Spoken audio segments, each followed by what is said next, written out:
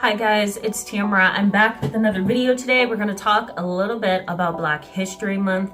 This is our bonus video on Wednesday.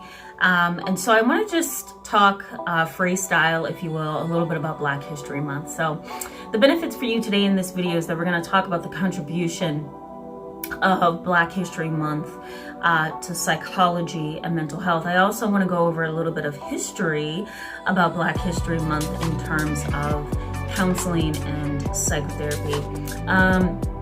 So let's just go ahead and jump right in. For those of you who have been subscribed to my channel, welcome back to my channel. And for those of you who are not subscribed, I encourage you to hit the subscribe button. That way you can stick around and see some of the topics that we're going to be talking about. So let's jump in. So when I think of Black History Month in terms of mental health, I find myself kind of questioning the value that we place on this month in and of itself. We tend to see it as a month where Valentine's Day is celebrated. We also see it as a month where President's Day is also celebrated, but we rarely, if ever, think about it in terms of Black History Month. I think a lot of people forget that this month signifies years and years of racial tension, marginalization, socioeconomic downward spirals, and classification based on color and race and ethnicity. I think we forget that. We forget that February is a pretty emotional and psychological month for people who have dealt with intergenerational trauma that is racial.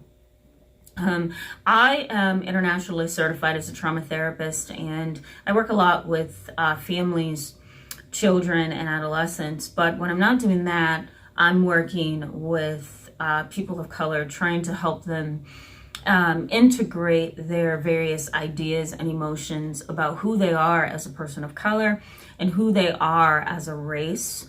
My goal is to always help them see the value in who they are and in the value of who they represent, what they represent. I find that a lot of my clients who are of color, they either try to integrate into society in ways that are either unhealthy or over the top, or they abandon their own ethnicity, or they abandon their values for Eurocentric values, right?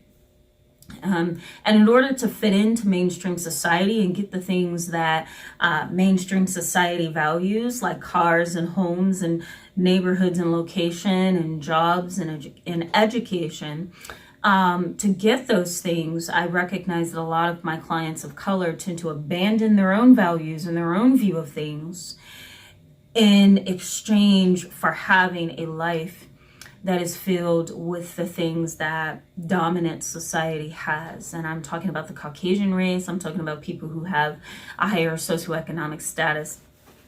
So a lot of my clients end up depressed, those who are of color and those who are foreigners and those who are modern generations. So Indian children who have been born in the United States, but their parents were not. Those kind of family systems, they deal a lot with depression. They deal a lot with feeling valued and worthwhile within the United States, within the country. They feel minimized and marginalized.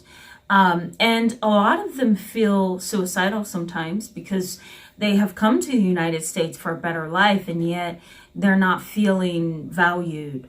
They feel like the outsider. And so that kind of marginalization is something that we need to focus on during Black History Month.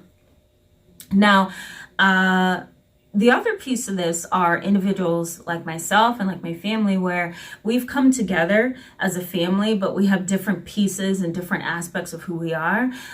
So, you know, I have a mixture of cultures within my family. We have Native American heritage, we have Caribbean heritage, we have a European heritage, we have German heritage, and I just found out that I had Scandinavian roots in my dad's side, which is so cool. I know nothing about that culture, but I'm soon going to find out. And so individuals who have those variety of cultures, they struggle during this month as well. They struggle to figure out, where do I belong in this month? They struggle to figure out, well, who do I celebrate? Do I celebrate my multi-ethnic roots? Do I celebrate my African-American roots, right? Because that's a part of me as well. Do I celebrate my African-American roots along with my other ethnic roots? Like, how does that go? And so a lot of mixed individuals or multi-ethnic individuals struggle with that. They also struggle with it, especially when family members are like, you're just African-American, or you're just Hispanic, like there's nothing else there. When you get family members who do that kind of stuff and friends, it kind of blinds you to who you are. And so here you are in the month of February and Black History Month is happening, and you don't want to abandon the other sides of who you are, but you also want to embrace what you are, which is African American, but there's different pieces of you and you don't know how to celebrate that as well. So people of multi-ethnic origin, such as myself, people who are in a family who's intermixed, you go through that, right? And I've always gone through that. I've gone through that for years. And so even as an adult, there are times where I'm like, I'm not quite sure where I belong. So I think those are some things to keep in mind. I want to give you guys a book, a reference, and I'm going to put it in the description box below. I think it's a wonderful reference. It's a book called Even the Rat Was White, and I want you guys to read about Sumner. Francis Cecil Sumner. He was an African-American psychologist, and he went through a lot of racial marginalization, discrimination, prejudice, that kind of thing. So I want you guys to focus on that. I think it's a great jump starter to the subject of mental health and race.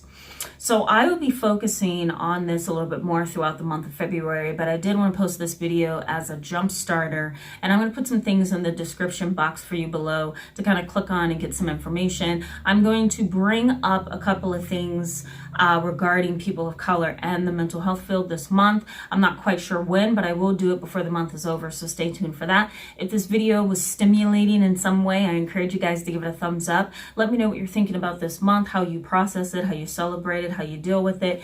Do you share this with your kids? Do you not? Do you share this with your family members, your friends, your colleagues, or do you kind of keep this month sacred into yourself, right? Is this a month where you feel proud, or is this a month where you feel discriminated against and marginalized and angry and hurt? So I want you guys to kind of think of those things and let me know in the comment section below. I'm going to give you just a little bit about how I see it as well. So let's have a discussion. I will see you guys on a Friday with a new video.